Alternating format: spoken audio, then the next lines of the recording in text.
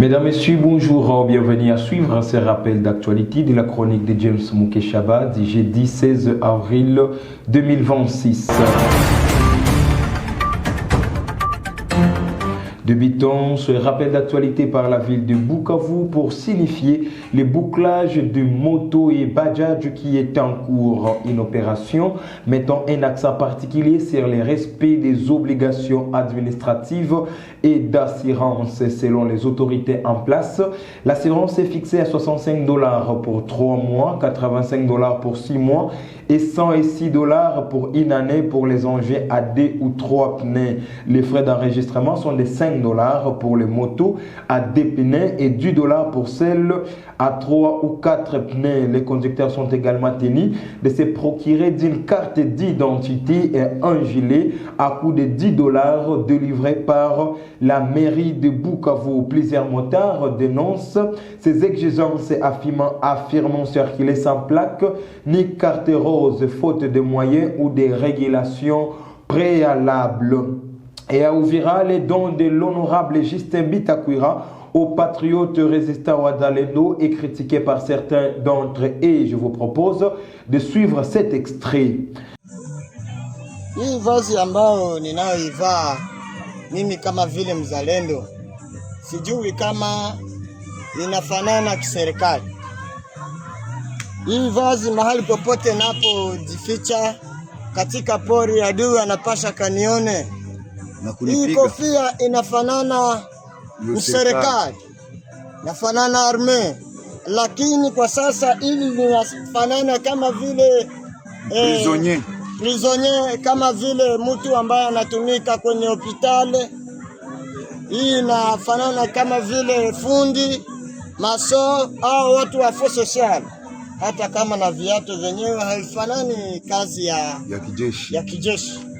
Ni mshangao sana, tujui sisi watu wa serikali wanatakia nini. Direction Kinshasa, un militaire de FARDC en mission d'escorte a tué un motocycliste et blessé un autre ce jeudi 16 avril 2026. Cela a provoqué une vive colère des autres conducteurs, des manifestations, des dégâts matériels et un blocage total de la circulation dans ces coins de la capitale ont été signalés. Parlons infrastructure à Kinshasa avec l'achèvement de la poste de poutres en T du pont Fouti marque une avancée significative dans le projet de la rocade sud-ouest de Kinshasa. Cette étape technique essentielle dans la construction du pont témoigne de la progression concrète des travaux d'infrastructure visant à améliorer la mobilité urbaine. La réussite de cette opération renforce les espoirs de désengorgement du trafic dans la capitale et d'une meilleure connexion entre les différentes zones périphériques. Toujours en République démocratique du Congo, le ministre des Mines a reçu le caucus des parlementaires du territoire d'Aru en Ituri, conduit par l'honorable Amoul Kizito pour évoquer les préoccupations liées à l'exploitation illicite des substances minérales par des opérateurs étrangers. Les élus ont alerté sur l'impact économique et social de ces activités sur les communautés locales tout en réaffirmant leur soutien à l'action du ministère. Le ministre a réaffirmé l'engagement du gouvernement à renforcer la lutte contre la fraude minière et améliorer la gouvernance du secteur, notamment en matière de transparence et de traçabilité des ressources. Et à Matadi, dans le cadre du contrat signé entre la République démocratique du Congo et la SOPECO, Société congolaise des péages, visant notamment la modernisation des infrastructures dans la province du Congo central, la ville de Matadi bénéficiera de la réhabilitation de 3,5 km de route sur un total de 10 km alloués à la province. Selon les informations recueillies, l'agence congolaise des travaux ACGT assurera le suivi du financement du projet, tandis que l'Office de voirie et drainage OVD sera chargé du contrôle technique de ces travaux. Par ailleurs, au Congo central, en Banzangungu, la rupture partielle du pont Mingi-Didi survenue après de fortes pluies dans les territoires de Banzangungu met en lumière une réalité préoccupante, la vulnérabilité des infrastructures rurales face aux aléas climatiques. Déjà fragilisés, cet ouvrage stratégique a cédé, coupant net la circulation entre plusieurs localités agricoles du secteur de Kivoulou et les centres urbains. Cette situation isole non seulement les populations, mais désorganise aussi toute une chaîne d'approvisionnement essentielle. Au cœur de cette crise, la production de foufou, pilier de l'alimentation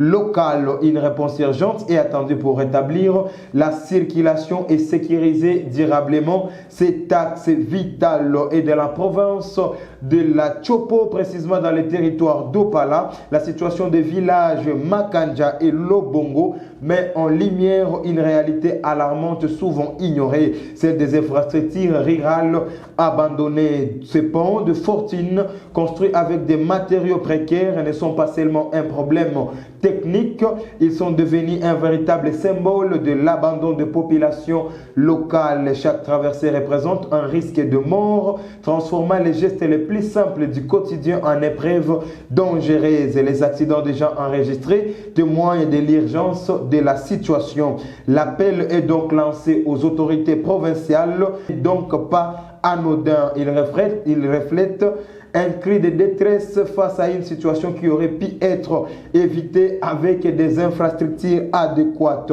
Direction Congo-Brazzaville, signifiant le président Denis Sassou Nguesso, qui a été investi ce jeudi 16 avril 2026 à Brazzaville pour son 5e mandat à la tête du pays. Plusieurs autorités africaines ont été présentes à cette cérémonie, notamment plusieurs chefs d'État et le président burundais Evariste Ndayishimiye, également président en exercice de l'Union africaine, ainsi que le président de la République démocratique du Congo, Félix Antoine Tshisekedi, et celui du Rwanda, Paul Kagame. Direction au Burundi pour mettre fin à ces rappels d'actualité, signifiant le ministre de la Communication Gabi Bougaga retrouvé mort dans des circonstances suspectes.